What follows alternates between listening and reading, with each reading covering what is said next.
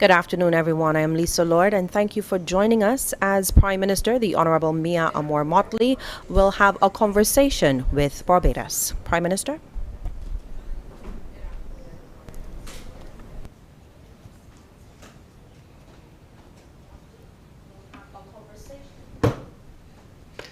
Thank you very much, Lisa. Good afternoon, Barbadians.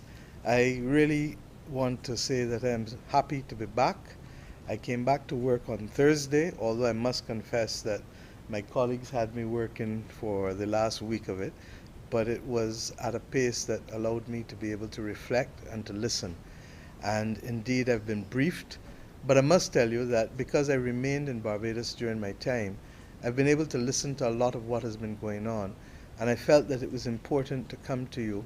I really wanted to come yesterday, but because of the rain, we postponed it to today, and to be able to have a conversation on some of the things that over the course of the last 2 to 3 weeks, some of you have serious concerns about, and I do as well, having listened to many of you.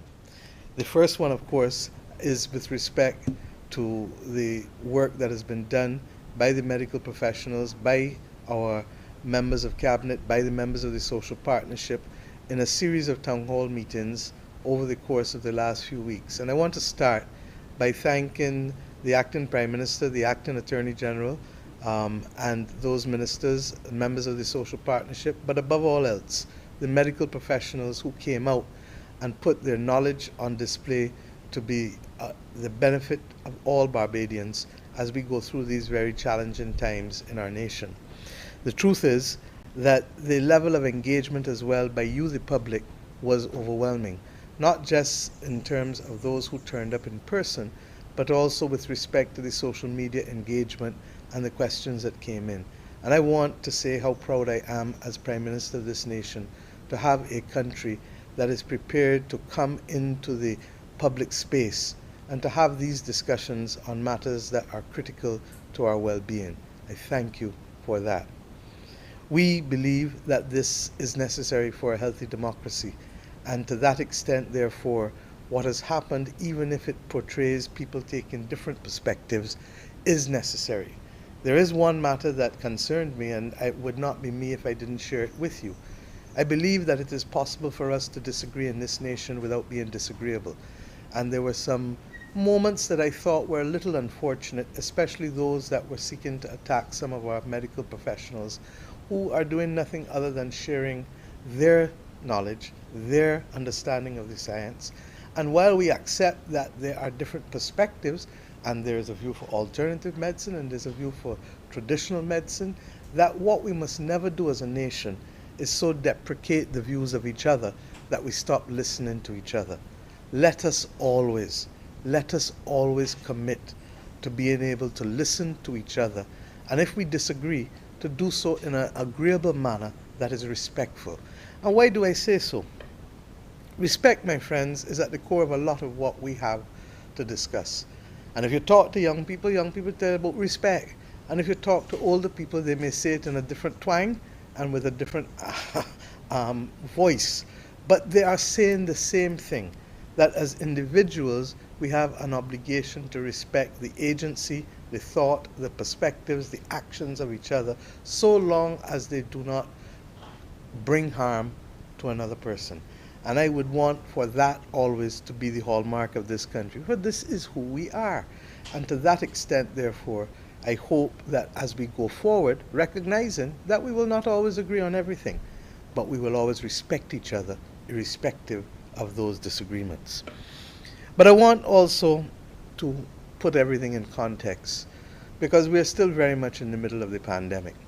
And we're still very much recognizing that this pandemic is gripping the majority of the world.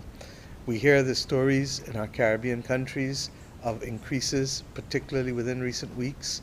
We see what is happening in the United States of America. Our family there are telling us their experiences. We hear what is happening even in the United Kingdom. We see what is happening as far away as Iceland and New Zealand and Australia. What we have to do is to contextualize our own situation against what is happening, because we do not live in this world alone. Barbados has had, over the course of the last 20 months, to deal with this thing called COVID. It has affected just under 2% of our population. It has caused, regrettably, the death of 48 Barbadians. This is something that has hurt our heart.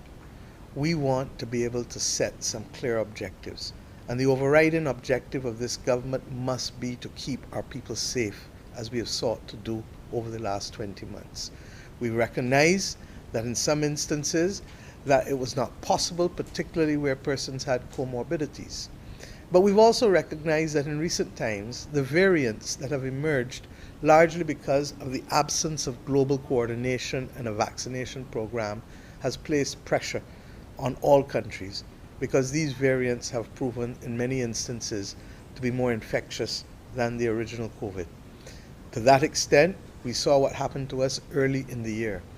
We are conscious of what is happening in the world with Delta.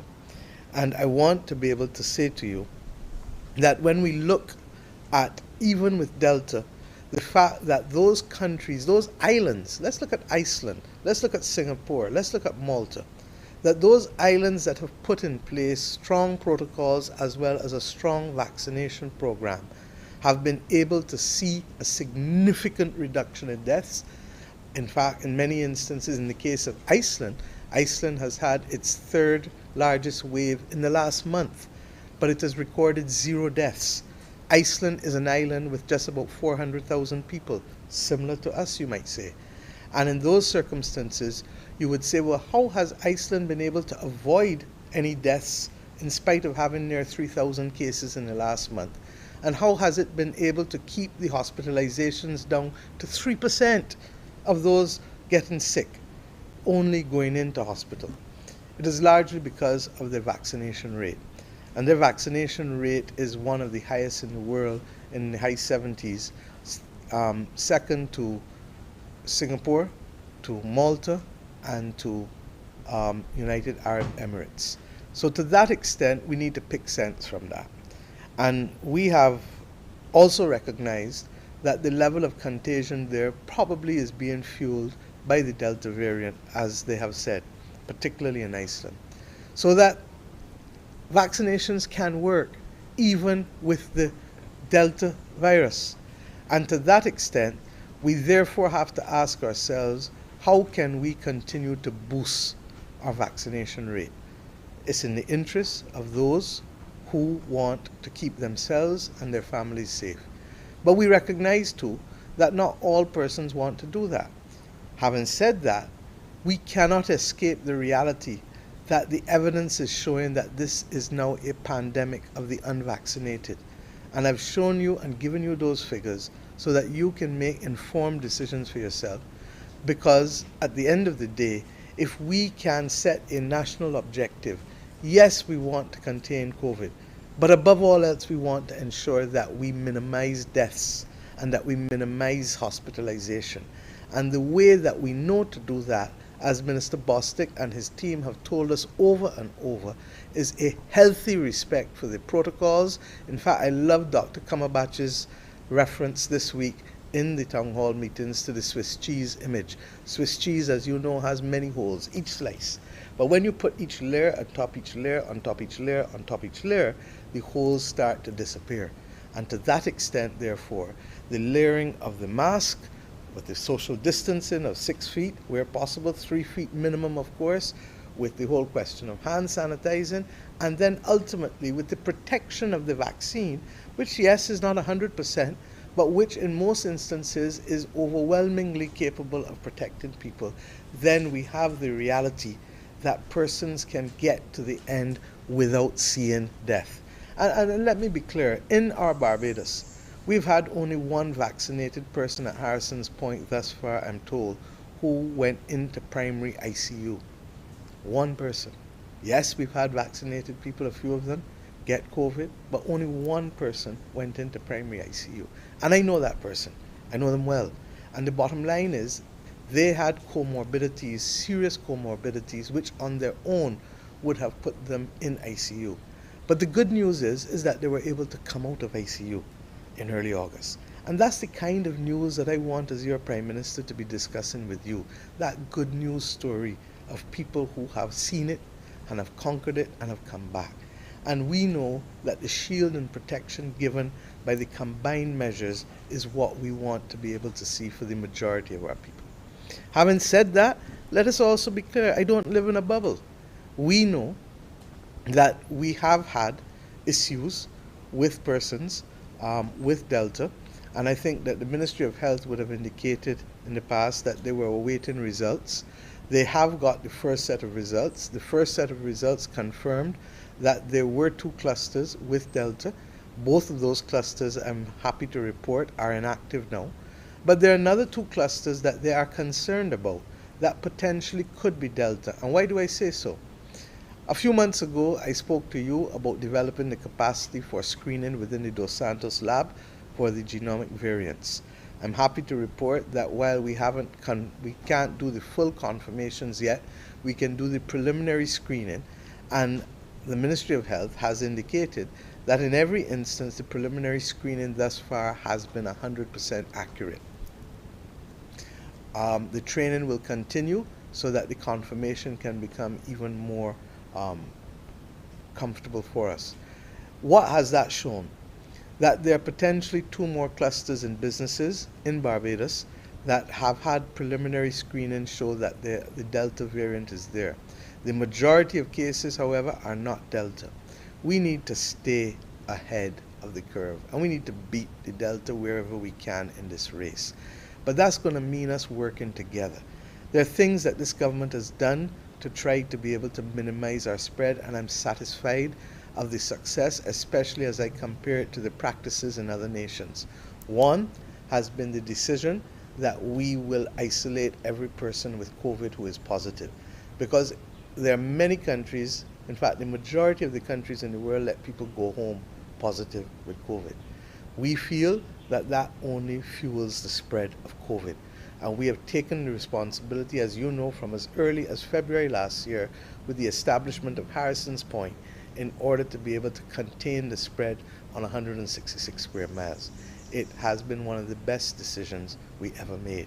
We also made decisions to be able to allow for its expansion, and we have that as a potential option should the need arise as we go forward.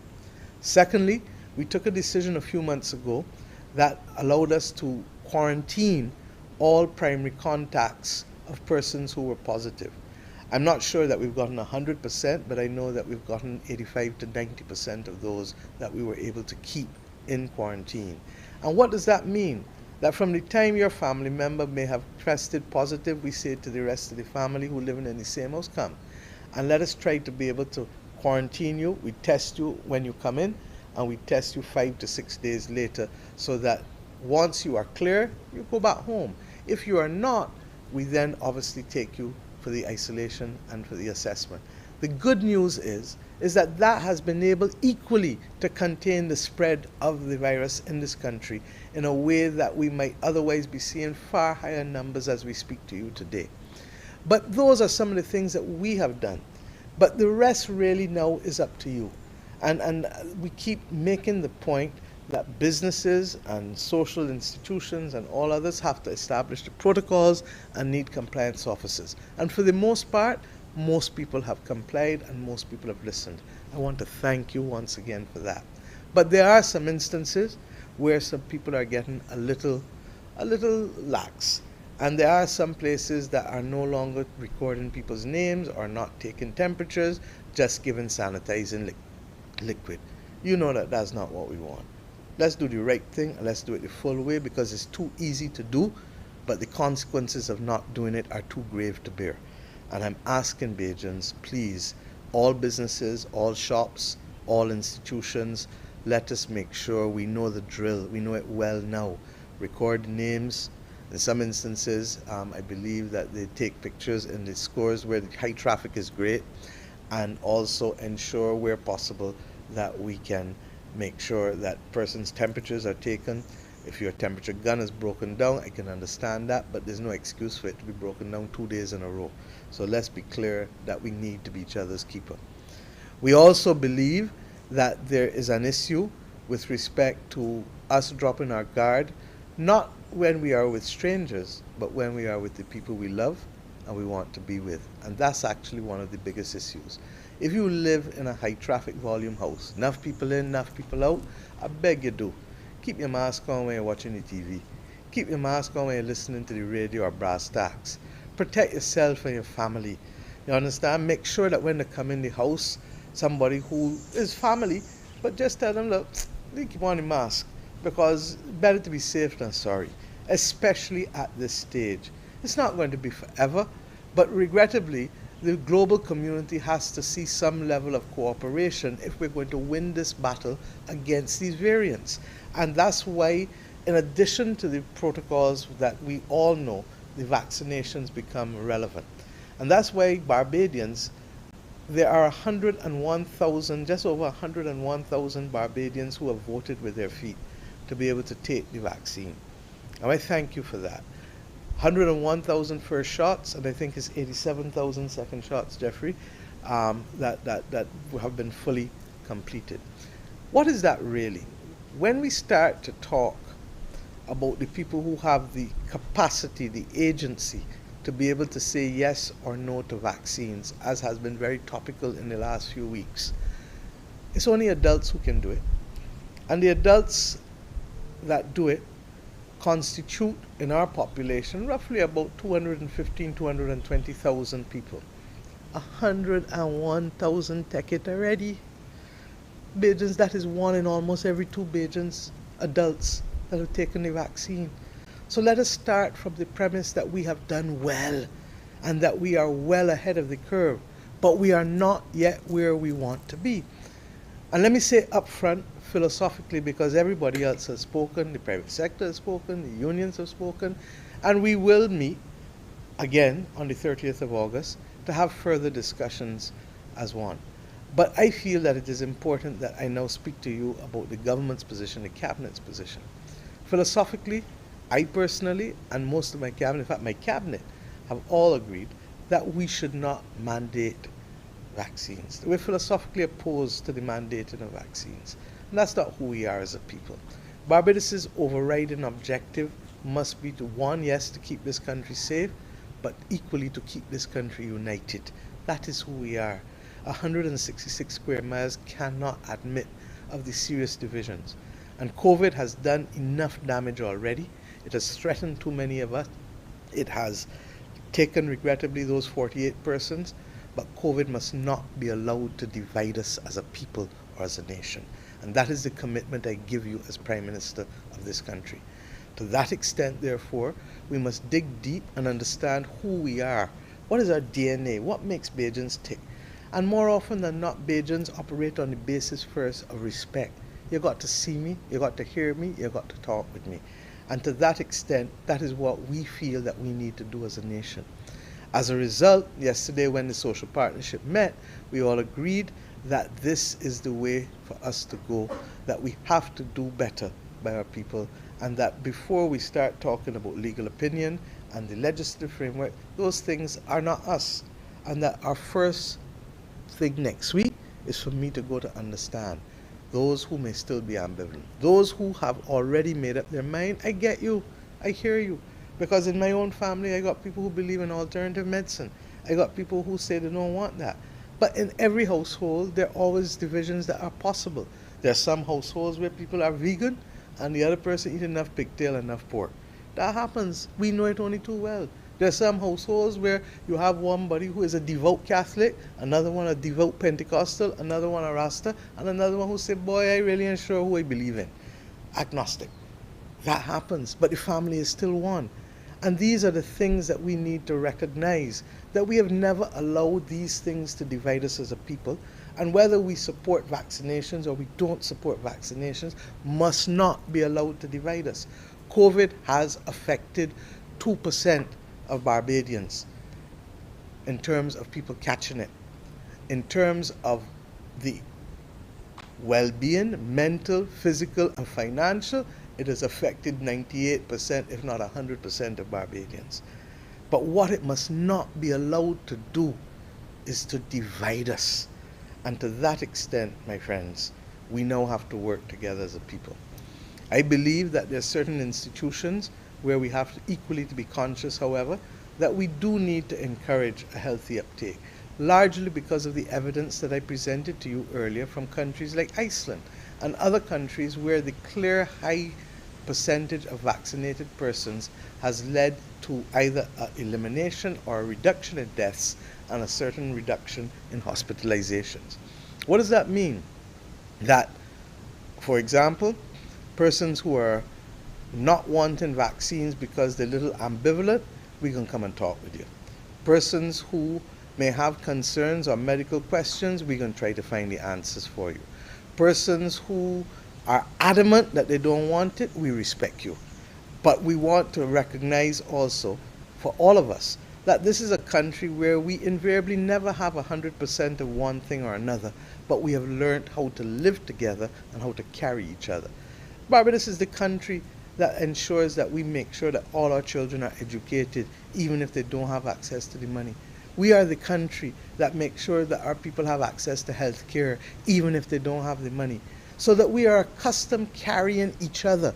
And in this battle, we will have to respect those who have a fervent and deep philosophical perspective, or who, for medical reasons, genuinely cannot take the vaccine. And for those of you who are ambivalent, I can be straight. I come in to help persuade you, because I believe that vaccines will save your lives. And to that extent, the questions that you may ask, how so fast, what we're doing, all those things we want to talk about. But in certain particular scenarios, it is even more critical. And what do I mean? You have a right to ensure that in our healthcare facilities, people are protected. I believe that the doctors live by the motto, do no harm.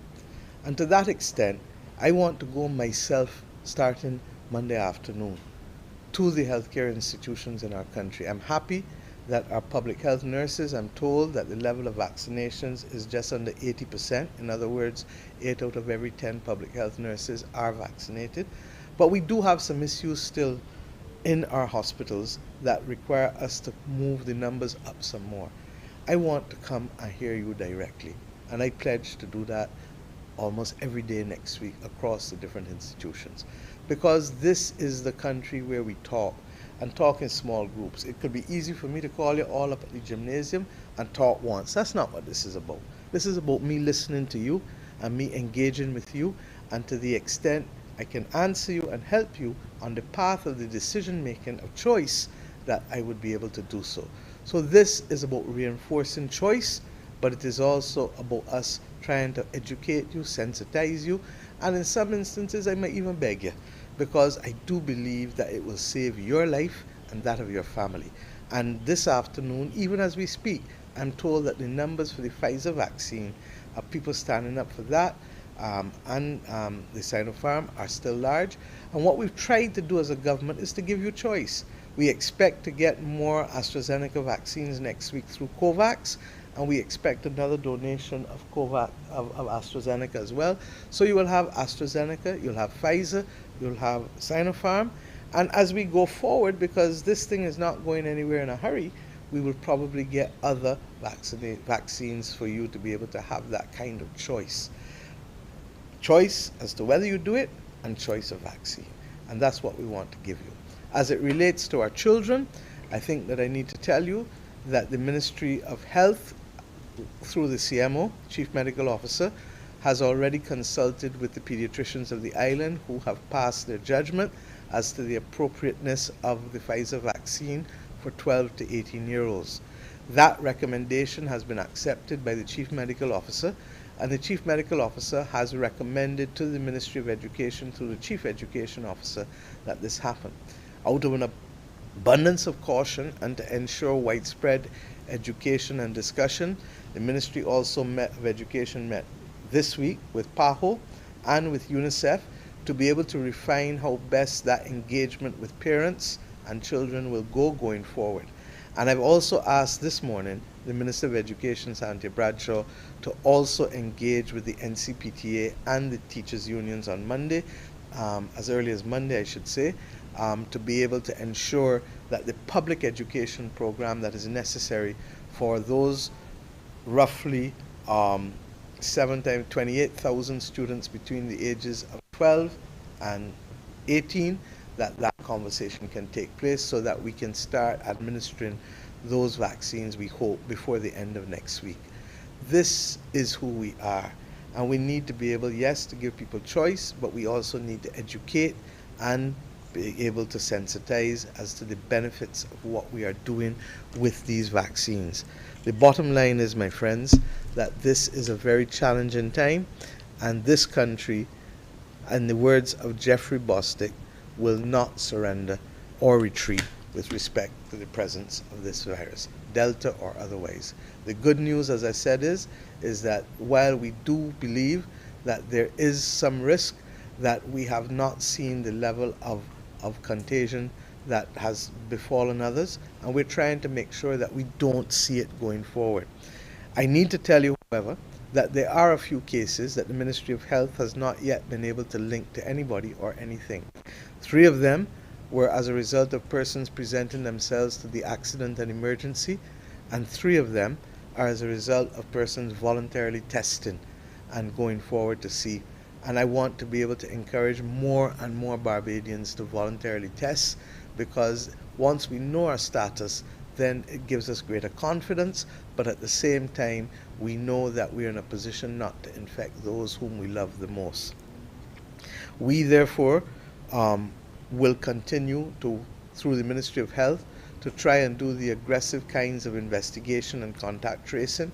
And I really, really want to thank the officers there, and I've pledged to give them even more support for the contact tracing, because we recognize that with the Delta, we have to be able to up our game in almost every respect. And that's effectively what I'm asking you to do this afternoon. Up your game. Up your game at home, up your game when you're closest with the people that you know, up your game when you're with strangers. And if you up your game, I will continue to ensure that the government ups its game and has, at the level of therapeutics, at the level of treatment, at the level of facilities, at the level of testing, at the level of all of these other things, that we do what is necessary and have the adequate supplies to be able to protect you and to keep you safe. But like with everything else, I know we can't do it alone. And that's why I keep telling you that these conversations are important, because I'm asking you to help me help you.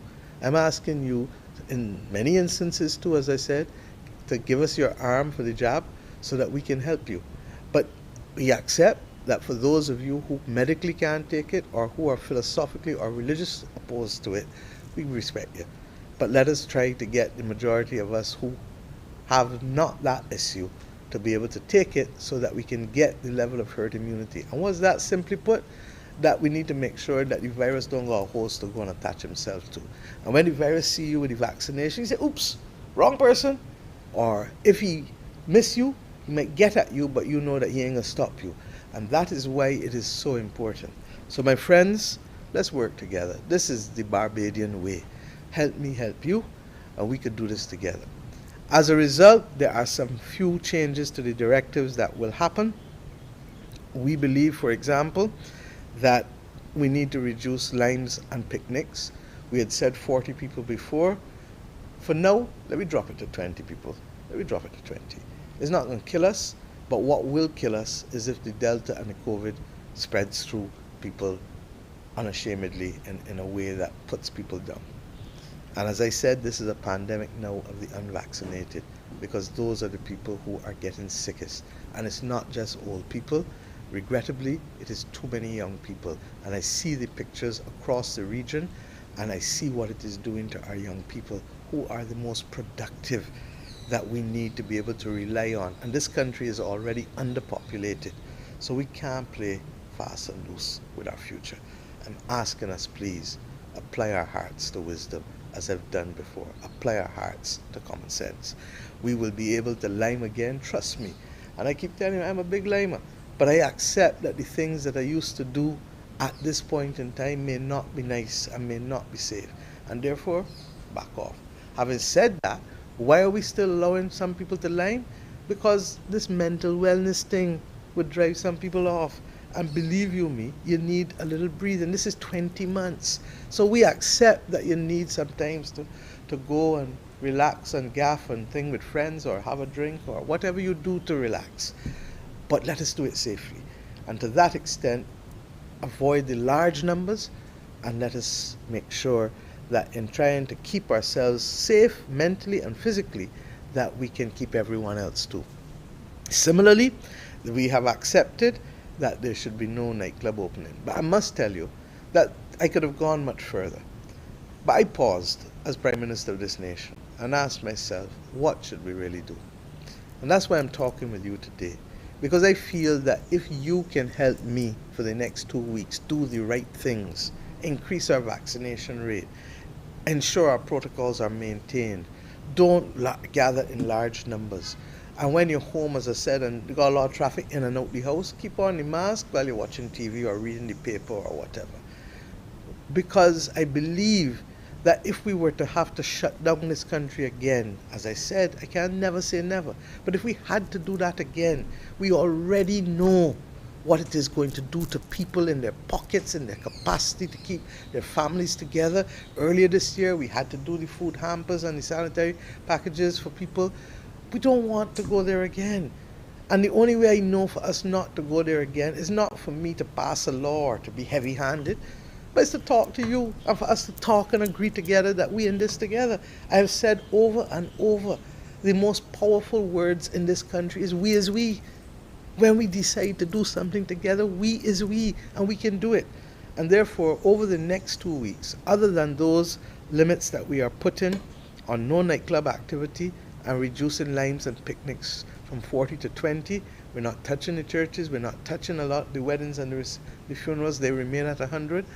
But when you go to them, adhere to the protocols, please. And if we can do that and keep our numbers where it is or below, we're more or less at 1.5% positivity rate, Jeffrey. And if we can bring those numbers back down or keep them where they are, then I believe, my friends, that we can start to see the rebounding of the economic circumstances of Bajans. Over the course of the few weeks, of course, you know I like to go in the water and swim.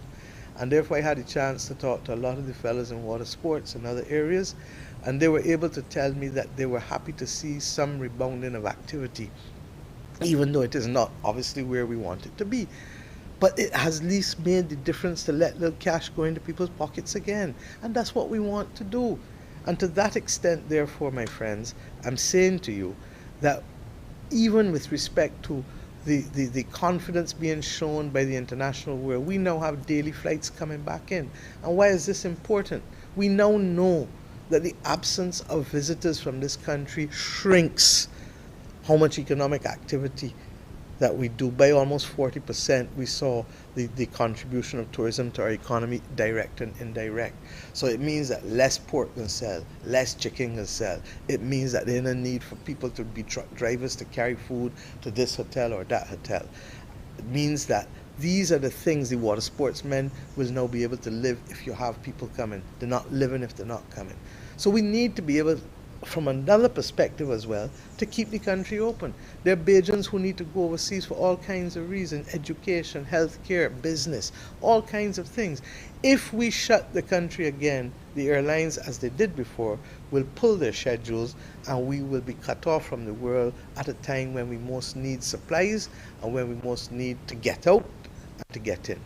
I am saying to you that I'm confident that we can control this and we can have normal life. Why? Yes, 2% of our people are affected directly, but we know that we can protect ourselves with these other measures.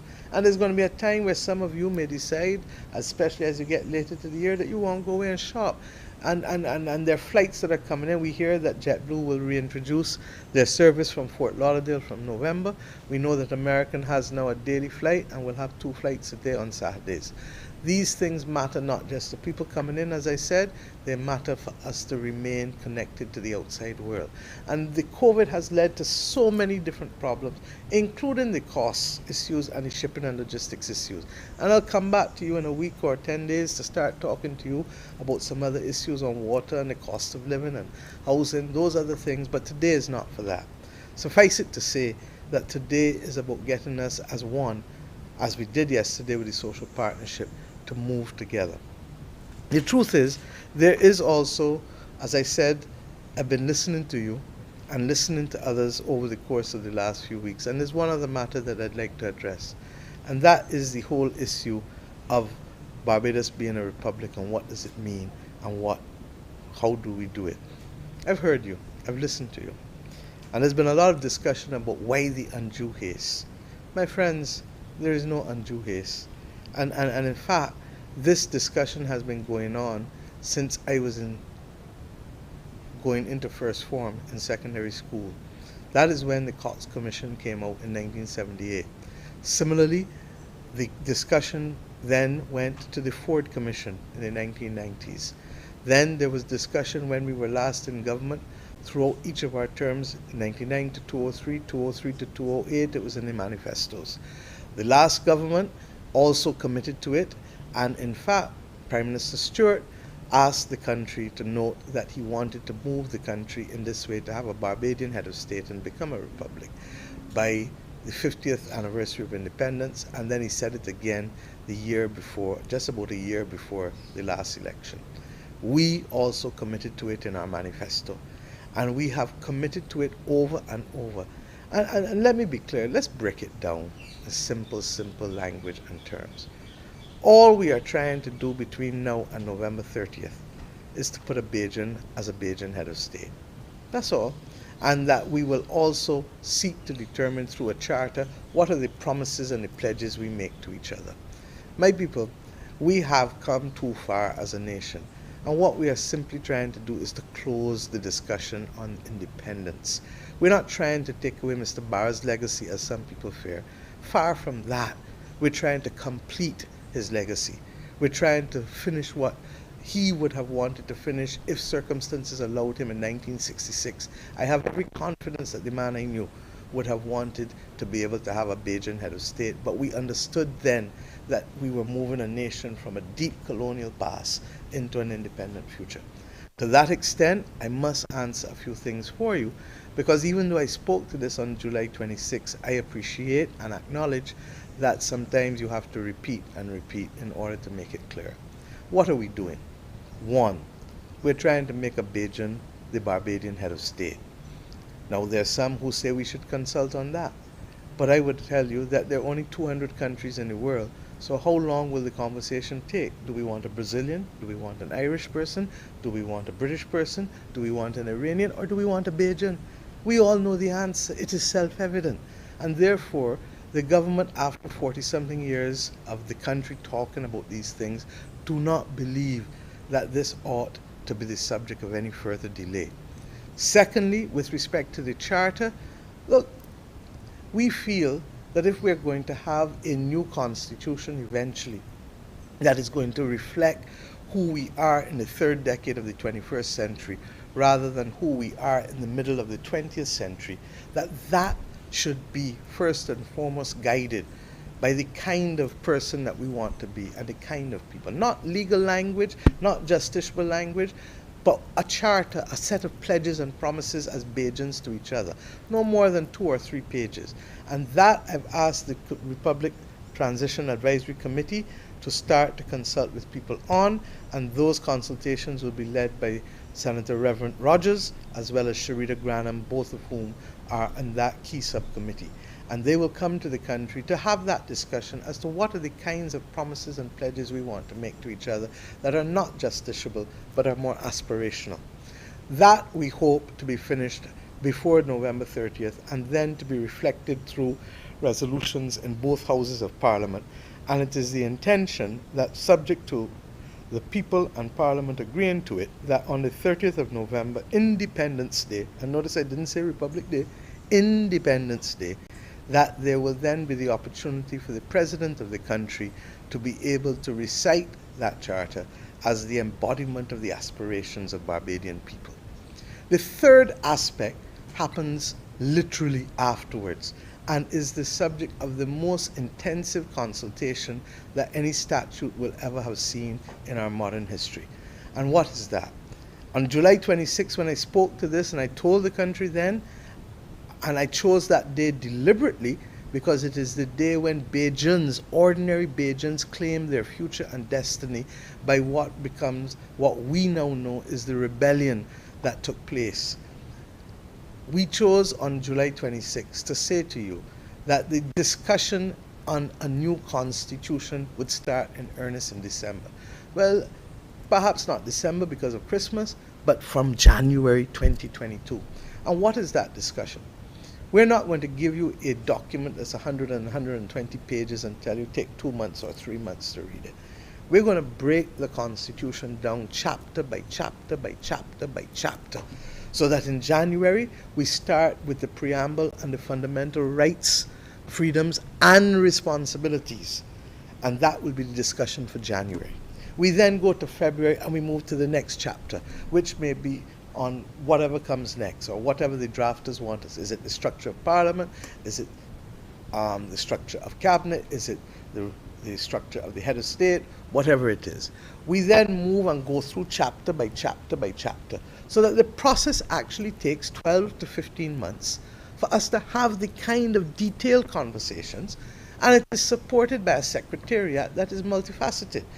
Retired Justice Sherman Moore, who has been aiding us and helping us tremendously with the drafting of legislation, will be on that secretariat to guide us, even though there was a draft done and completed when I was Attorney General some many years ago. But the truth is that the world and our country has changed since 2005 and 6, and therefore we have to treat to that as a new effort.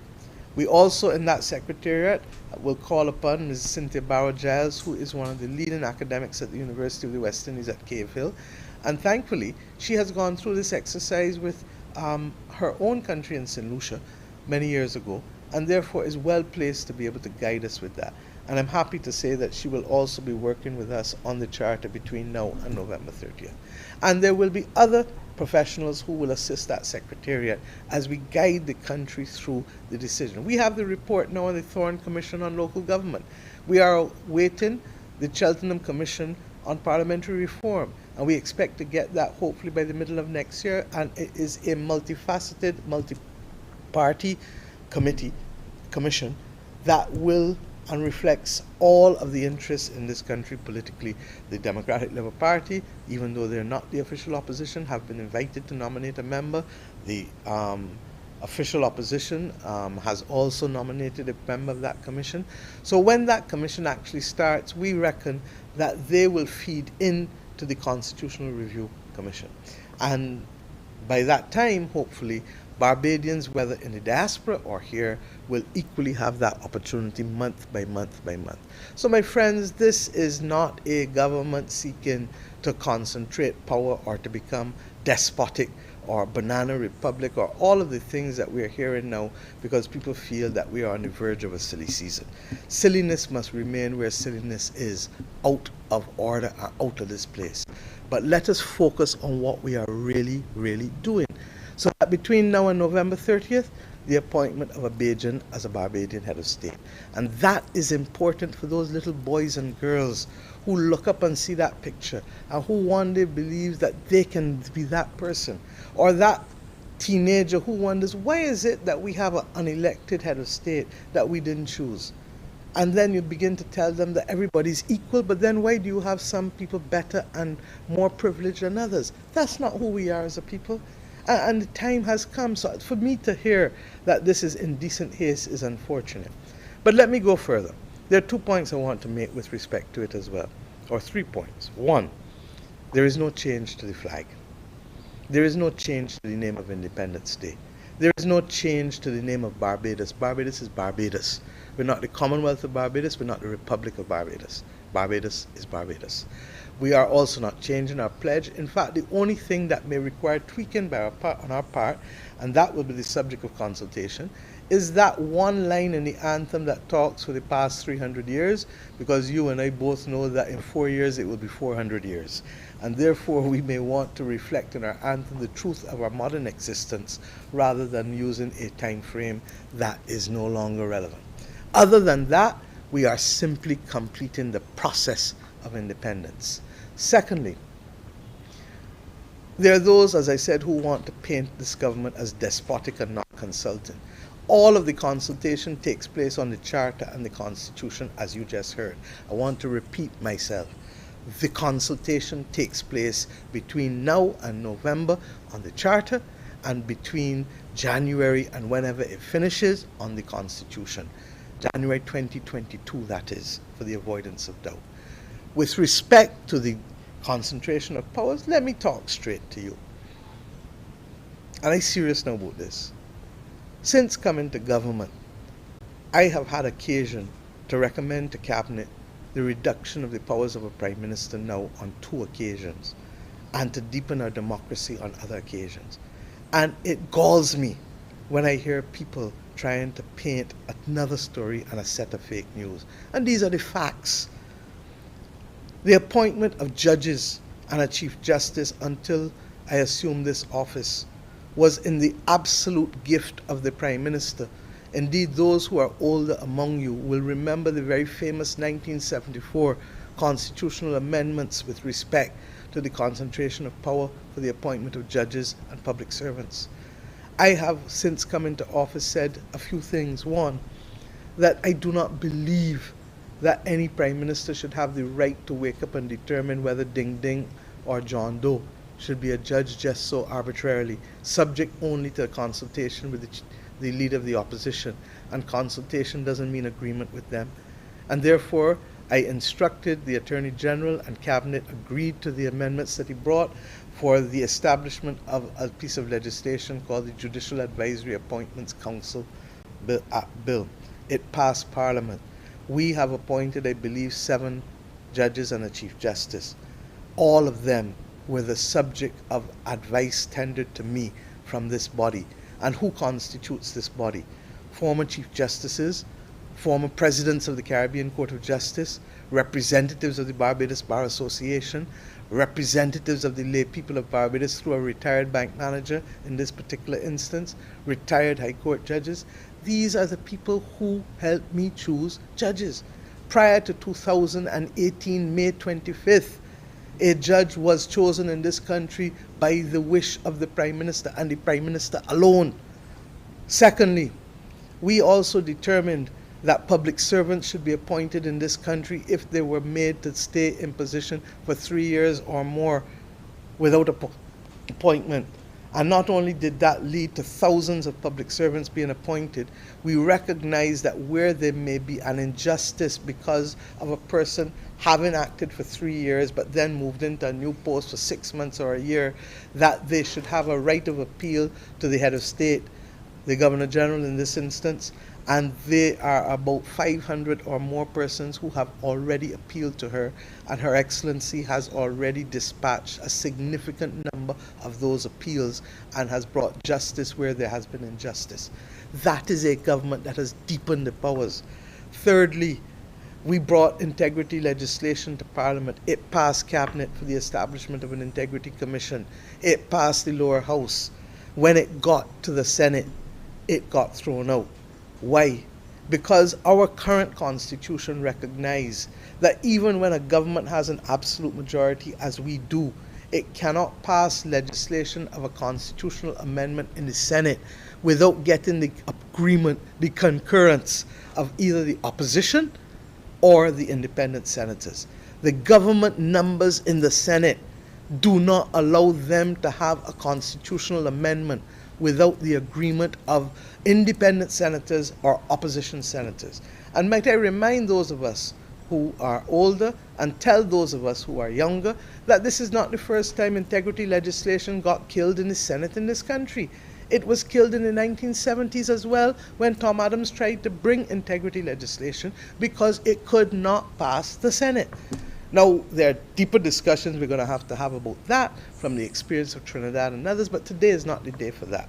I refer to it only to tell you that this is a government that has sought to deepen democracy and to reduce and dilute the powers of the Prime Minister. Now, why does this have relevance to this discussion on Republic?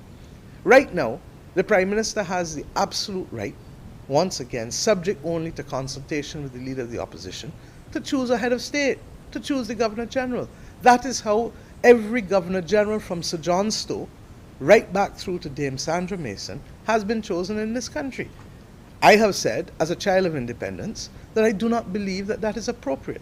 And I believe, and the Cabinet has agreed with me, that we should have that power of the choice of our head of state vested not in the Prime Minister, but vested in the joint houses of Parliament. I'm not going to use the fancy language of electoral college because people feel that certain people gave that whole concept of electoral college a bad name. Throw that out through the window. What is the joint houses of parliament? The 30 members in the House of Assembly and the 21 members in the Senate. That is all that it is. But let me go further.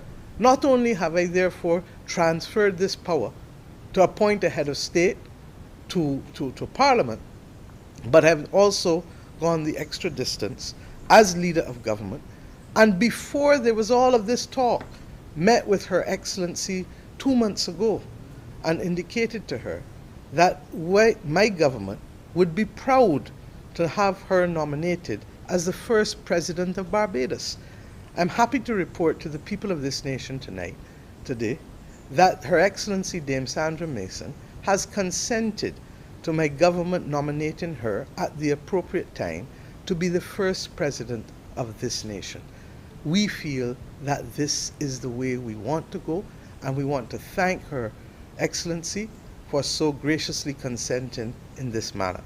The truth is that it will now be subject to the vote of the members of Parliament in the House of Assembly and in the Senate.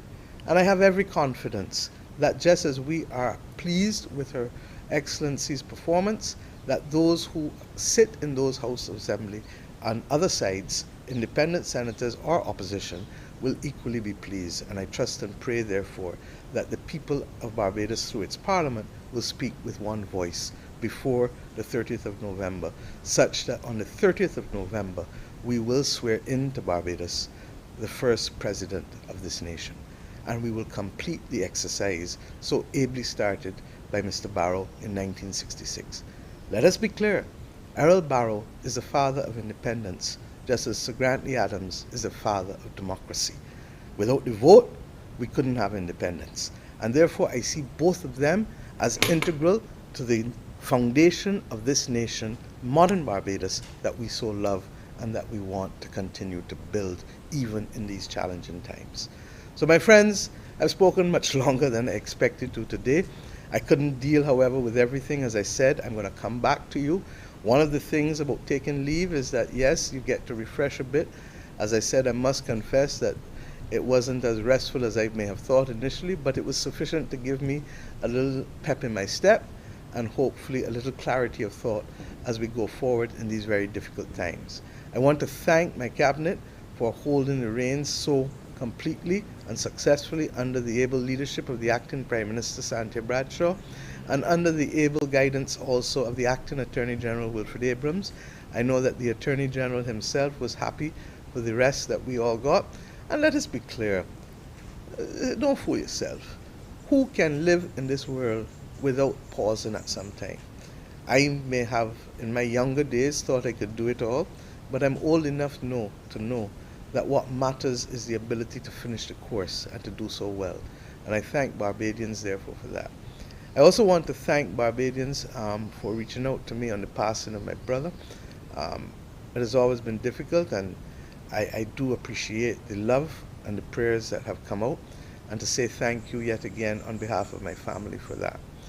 As to where we go, we have work to do, and we have to continue to keep this nation safe. I said it earlier, I can't do it alone, my government can't do it alone, the doctors can't do it alone, the nurses can't do it alone, the frontline workers can't do it alone. We need you, each and every Barbadian, young or old, regardless of who you are, to help us play our part. Those of you who don't believe in vaccinations, you still have protocols to adhere to. Those of you who believe in vaccinations and have not yet been vaccinated, come, let me help you out. Our government's responsibility is to secure the supply for you. And for those of you who want to learn more, the public education will continue, the public engagement will continue. Are we out of the woods? No, we're not. Are we hopeful that we can rise above this and keep Barbados rising and getting stronger in spite of the economic challenges and the restrictions that have been foisted on us? Yes, we are. But it is going to require continuous conversation. It is going to require continuous cooperation. Like with everything else, we are always, my friends, always stronger together. And to that extent, therefore, when we come to being able to make the decisions, remember first and foremost, without life we have nothing. And therefore our first responsibility is to keep each other safe. And once we keep each other safe, then we can start to talk about the other things that make us happy and that make us capable of functioning even better. That is my pledge to you, as it has been over the course of this pandemic for the last 20 months. And I ask you, please, at this difficult point, work with us, particularly over the next 2 weeks. You know, we have a wonderful old Bajan saying, "One blow is kill old cow." And what does that really mean? Let us take it and do it step at a time, person at a time, person at a time. I know that once we continue these conversations the next week, the fact that we have a legal opinion, the fact that people want to talk about mandatory, that, my friends, is not who we are. We are the people that help each other. We are the people that look out for each other. We are the people that say, don't left our body standing on the road alone. Come, let me carry them along with us. That is who we are. And to the extent I want to make this other point clear, it is for that reason that I'm not going to agree to ask my constituents or your constituents or ordinary people who are barely making ends meet because of the rough times that we are in to pay for tests. If you're traveling, different story. If you can buy a ticket to travel overseas, you can pay for your tests. But those who are here, those who are being asked to test for their work, for their home, for their peace of mind, for their family, I got you, and we can take care of you. Because Barbados has been that country that recognizes that after public safety, after law and order, public health is the most important thing to keep body and soul together. So my friends, have a good weekend. I'm told that there might be some rain tomorrow. We had a lot of rain yesterday. I'm happy that even though some areas presented some challenges, that the runoff came quickly in almost every area. There are about 20 reports that I had this morning of individuals in different areas. And as I told you, we will come back and give you a report on where we are with the repairs and the efforts with Elsa and the freak storm and with water and with all of those things and cost of living. But it would be too long for me today to talk about all of that. And you see, I ain't pick up a glass of water to drink yet. So I'm begging for a little reprieve. I can come back soon and talk to you. God bless you. God bless this country. And let us do this together. And thank you very much, Prime Minister, the Honourable Mia Amor Mottley, and thank you for joining. Good afternoon.